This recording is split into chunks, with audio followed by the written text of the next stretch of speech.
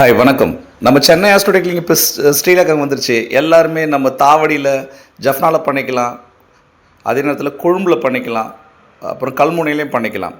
அதனால் உங்களுக்கு ஒரு சந்தோஷமாக இருந்துச்சு. ஒரு நல்ல டிரான்ஸ்பிளான்டேஷன் பற்றி தெரிஞ்சுக்கிங்கன்னா நம்ம சென்னை ஆஸ்ட்ரோடிக் கிளினிக் வீடியோ பாருங்கள். இந்த வீடியோக்கு எல்லோரும் சப்போர்ட் பண்ணுங்கள். இப்போ புதுசாக நம்ம சென்னை ஆஸ்ட்ரோடிக் கிளினிக் வந்து ஸ்ரீலங்கா கொழும்பில் வந்திருக்குது.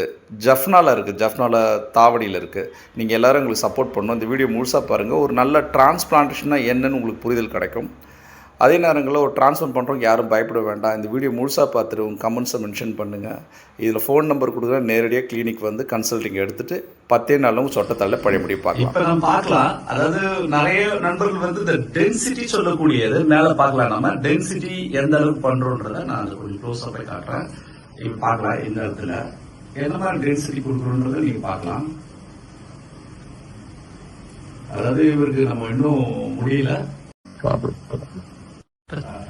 இப்ப வந்து ஒரு பெரிய பால், அதாவது நம்ம நிறைய நம்ம வீடியோல தொடர்ச்சியா பார்த்ததுன்னா ஒரு டிரான்ஸ்பிளான்டேஷன் பண்ணும்போது எவ்வளவு பெரிய ஏரியா பண்றோம்ன்றதா நீங்க பாத்தீங்கன்னா நம்ம எவ்வளவு பெரிய ஏரியா பண்ணணும் பார்க்கலாம். இது கீழே பாருங்க, இவ்வளவு பெரிய ஏரியா பண்றோம். அதாவது ஒரு முழு பால் பெருசா இருக்கு, பெரிய பால்.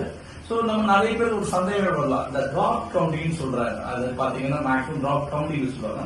நம்ம கிட்ட லிமிடெட் டிராப்ட், அன்லிமிடெட், அதாவது பிஏ டெஸ்ட் பண்றோம், டோனர் இருக்கிறோம். எவ்வளவு கிடைச்சாலும் சரி, 5000 கிடைச்சாலும் சரி, 10,000 கிடைச்சாலும் சரி, 8,000 கிடைச்சாலும் சரி. சோ நம்மளை பொறுத்தவரைக்கும் லிமிடெட் டிராப்ட் கிடையாது. அதனால நம்ம சென்னை ஆஸ்ட்ரோடிக் பொறுத்த வரைக்கும் எவ்வளவு பெரிய பால் இருந்தாலும் டோனர் சப்போர்ட் பண்ணிச்சா 100% பண்ணிட முடியும். நீங்க கிளியராகவே பாருங்க இந்த வீடியோவை, நான் கிளியராகவே காட்டுறேன் இந்த வீடியோ எவ்வளவு பெரிய பால் நம்ம பண்ணிருக்கோம். அது என்ன டென்சிட்டியில பண்றது பிரச்சனை இல்லை, ஸ்பிளிட் பண்ணி கூட போடலாம். சோ நம்ம எந்த அளவுக்கு டென்சிட்டி கொடுக்கணும், 2 லேயர் ப்ராசஸ் சொல்றோம். அதாவது 2 லேயர், ஒரு லேயர் பண்ணி அது மேல இன்னொரு லேயர் பண்றோம். சோ 2 லேயர் பண்றோம். இந்த மெத்தட் பாத்தீங்கன்னா FUE, ஃபாலிக்கல் யூனிட் எக்ஸ்ட்ராக்ஷன். அதாவது 2 நாள் பண்ணக்கூடிய டிரான்ஸ்பிளான்டேஷன். இதுக்கு ஆகக்கூடிய செலவுன்னு பாத்தீங்கன்னா குறைஞ்சபட்சம் 30,000 ரூபாய், அதிகபட்சம் 50,000 ரூபாய். அதுக்கு மேல ₹1 காயின் கூட ஸ்லோ ஆகாது.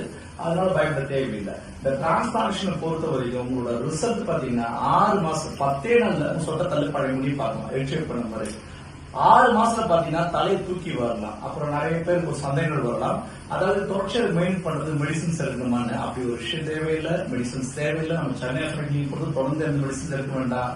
இதுல ஷாம்பு பண்ணிக்கலாம், முடி வெட்டிக்கலாம், மொட்டை அடிச்சுக்கலாம், குளிக்கலாம், எல்லாமே பண்ணிக்கலாம். அதனால ஒரு டிரான்ஸ்பிளான்டேஷன்ன்றது ரொம்ப எளிமையானது. எவ்வளவு டென்சிட்டியா பண்றோம் நம்ம தொடர்ச்சியா பார்த்தோம். இப்ப நம்ம முழுசா நான் காட்டுறது வீடியோ முழுசா பாருங்க. எப்படி நம்ம தொடர்ந்து நம்ம சென்னை ஆஸ்ட்ரோடிக் வீடியோ பார்த்துட்டு இருக்கோம். இப்ப பாருங்க எவ்வளவு பெரிய பால் பண்ணிருக்கோம். இங்க பாருங்க இந்த அளவு ஏரியா பண்ணிருக்கோம் நடத்துங்க. இப்ப டிரான்ஸ்பிளான்டேஷன் பண்ணி எவ்வளவு நேரம் ஆகுது? 10 நிமிஷம் கூட ஆகும். பண்ணீங்க வலியும் மற்ற விஷயங்கள் ஏதாவது இருக்கா? எதுவுமே இல்லை. உங்களுக்கு இந்த டிரான்ஸ்பிளான்டேஷன் இவ்வளவு பெரிய ஏரியா பண்ணிருக்கோம், என்ன மாதிரி ஃபீல் பண்றீங்க? கம்மியா பண்ணணும் ஏதோ 2-3 நாளா சொல்லிங்க. நீங்க வந்து சரி கொஞ்சம் ஃபுல்லா பண்ணி கொடுத்துருக்காங்க. சோ முக்கியமா மக்கள் வந்து என்ன நினைப்பாங்க, பெரிய பாடா இருந்தா ஃபுல்லா பண்ண வச்சிருக்காங்க. கம்மியா பண்ணிடுவாங்கன்னு ஒரு பயம். அப்புறம் அது இல்லாம எல்லாரும் பயப்படுறது. இப்ப நம்ம பேசும்போது ஒன்று பேசுவோம், நடைமுறையில அதாவது பிராக்டிக்கல்ல வரும்போது காரணம் தெரியும், பேசும்போது வார்த்தையா இருக்கும். இப்ப என்ன விஷயம்னா இந்த பால் இவ்வளவு பெரிய ஏரியா இருக்கு. இது வந்து நம்ம நிறைய பேர் நினைப்பாங்க எல்லாருமே பெரிய பாலா இருந்தது, அப்ப எல்லாருமே டிரான்ஸ்பர் ஃபுல்லா பண்ண முடியும்னு கேட்டீங்கன்னா அந்த ஏதாவது ஒரு விஷயம் தெரிஞ்சுக்கணும். இந்த டோனர் சொல்லக்கூடிய பகுதி கொடுக்கக்கூடிய பகுதி, அதாவது டோனர் தான் பின்பகுதியில் இருக்கு. அதாவது பின்பகுதியில் இருக்கு டோனர் சொல்றோம். அதாவது கொடுக்கக்கூடிய பகுதியை டோனர் சொல்றோம். அது டோனர் ஃபர்ஸ்ட் இங்க இருக்கும், 2வது பியர்டு, 3வது பிரைவேட் பார்ட், செஸ்ட் ஹேர். அதாவது அந்த டாக்டர் என்ன மாதிரி எந்த ரூட்ஸ் இருக்கு, எந்த ஃபாலிகல்ஸ் இருக்கு பார்த்துட்டு அவங்க ரெஃபர் பண்ற மாதிரி தான் எடுக்க முடியும். சோ அது உங்க கன்சல்ட் டாக்டர் நீங்க கேட்டுக்கணும் முதல் விஷயமா எங்க போனீங்களும்.